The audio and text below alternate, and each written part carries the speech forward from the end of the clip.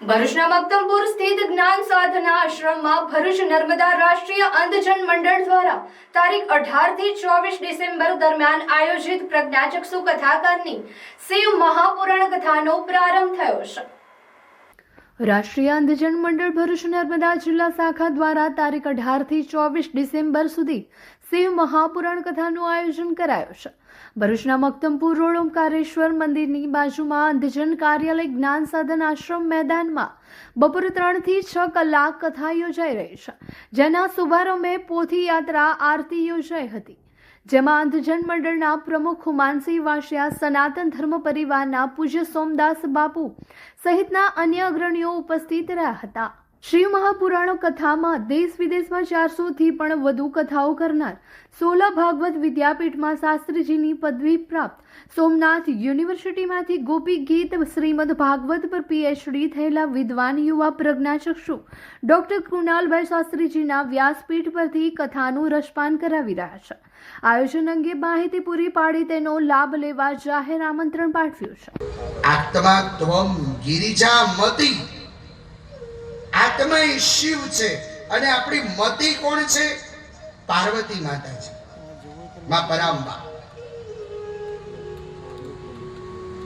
તો શિવો ગુરુ શિવો દેવ શિવો બંધુ શરીરનામ, શિવ આત્મા, આત્મા રૂપે પણ શિવ છે અને જીવ રૂપે પણ શિવ છે।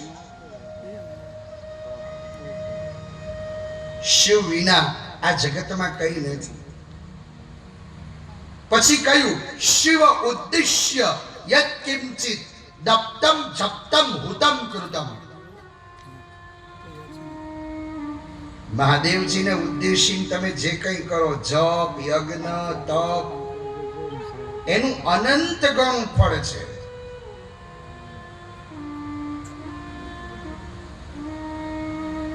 અને એક વસ્તુ કહું કે ઘરે તમે શિવ પુરાણની કથા સાંભળો તો એનું 10,000 ગણું પુણ્ય મળે, પણ આવો જ્ઞાન આશ્રમ હોય, સ્વામીજીની તપોભૂમિ હોય અને મહાદેવજીનું મંદિર હોય અને આ સ્થાનમાં બેસી જો શિવ પુરાણ સાંભળવામાં આવે તો કરોડો ગણું ફળ પ્રાપ્ત થાય।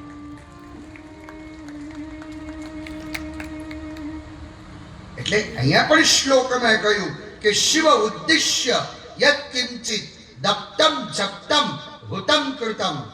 અને હું પણ કંઈક કરી શકું, પણ મારામાં પણ કંઈક શક્તિ છે, ભગવાને આપેલી છે, પણ હું ઉપયોગ નથી કરી શકતો। એ પ્રકારની લાગણી ઊભી કરવાની જરૂર છે। મને તારકભાઈના શબ્દો યાદ આવે છે કે બેન, બીજું કંઈ નહીં, પણ આપણે એ પ્રજ્ઞાચક્ષુ ભાઈ બહેનોની પાસે જવું પડશે ને એમને ઢંઢોળવા પડશે।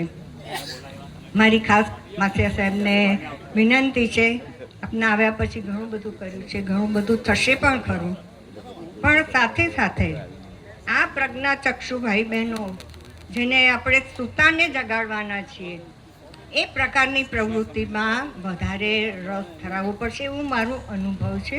હું કદાચ ખોટી પણ હોઈ શકું। ફરીથી આ સંસ્થાએ જે 3 દાયકા પૂરા કર્યા, એ દાયકા દરમિયાન જે થોડી ઘણી પ્રવૃત્તિઓ થઈ, ઘણી પ્રવૃત્તિઓ પણ થઈ છે, ચક્ષુદાન અંગેનું જે જાગૃતતા છે એ જાગૃતતા પણ કેળવવાને માટે પ્રયત્ન કરીને માર્ગદર્શક વક્તવ્યોનું આયોજન પણ કરવામાં આવ્યું છે। મારે ખાસ પ્રજ્ઞાચક્ષુ ભાઈ બહેનોને વિનંતી, યાદ કરો રવિન્દ્રનાથ જૈનને, સંગીતકારને, લુઈ બ્રેલને, જેને 3 વર્ષની ઉંમરે એક આંખ ગુમાવી, પછી થોડા સમયમાં બીજી આંખ, અને બ્રેઇલ લિપિના સર્જન તમે પણ કંઈક કરી શકો છો।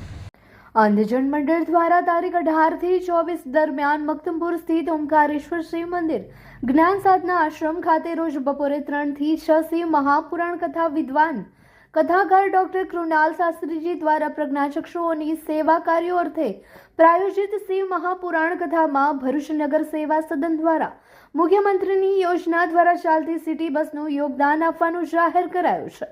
કથાનું રસપાન કરવા ઈચ્છતા શિવ ભક્તોને આજે 19મીએ માત્ર કથા સ્થળે જનારા શ્રોતાઓને બપોરે 2 વાગ્યેથી જાડેશ્વર ચોકડીથી, બંબાખાનાના વેજલપુરથી તેમજ શ્રવણ ચોકડીથી ઉપડતી બસ વચ્ચેથી પ્રવાસીઓ એકત્ર થઈ ઊભા હશે તો બસમાં બેસાડવામાં આવશે। તે જ રીતે આ ત્રણેય રૂટ પરથી કથા શ્રવણ કરનાર પ્રવાસીઓને સાંજે 6:10 મૂળ જ્યાંથી આવ્યા હશે તે સ્થળે પરત છોડવામાં આવશે. આવતીકાલથી 24 તારીખ સુધી આવી યાત્રા માટે કથા મંડપ પરથી સ્પેશિયલ પાસ આપવામાં આવશે. તેમને જ ફ્રી યાત્રા માત્ર કથા રસપાન માટે આવનારને જ એ સ્થળે આવવા પૂરતી યાત્રા કરાવાશે. ભરૂચની ભાવિક જનતાને જણાવવાનું કે આપના ધર્મપ્રેમી જે જનતા છે ભરૂચની તેને ખાસ જણાવવાનું કે ઓમકારેશ્વર મહાદેવ તથા અંધજન મંડળ તરફથી એક કથાનું રાખેલું છે કાર્યક્રમ. એમાં ડૉક્ટર કુણાલ શાસ્ત્રી જેઓ પ્રજ્ઞાચક્ષુ છે અને તેઓ તરફથી આ કથા કરવામાં આવે છે. આ કથાનો લાભ લેવા સારું ભરૂચની તમામ જનતાને અમારી નમ્ર વિનંતી છે. અને કથા સ્થળે આવવા માટે જાડેશ્વર ચોકડીથી તુલસીધામ થઈને કથા સ્થળ સુધી તેમજ પાંચબત્તીથી તથા શ્રવણ ચોકડીથી મોહમ્મદપુરાથી વગેરે જગ્યાઓ પરથી બસથી આ સ્થળ સુધી આવવા માટે જોગવાઈ પણ કરેલી છે. તેમજ કથા વાંચન પૂરું થયા બાદ જે તે સ્થળે પરત જવા માટે પણ બસની વ્યવસ્થા કરેલ છે. જે ભાવિક જનતાને ખાસ જણાવવાનું. અને અત્રે કથા સમય દરમિયાન જે 3 થી 6 બપોરના રાખેલ છે તે દરમિયાન આવવા સારું અમારી નમ્ર વિનંતી છે. જય શિવશંકર.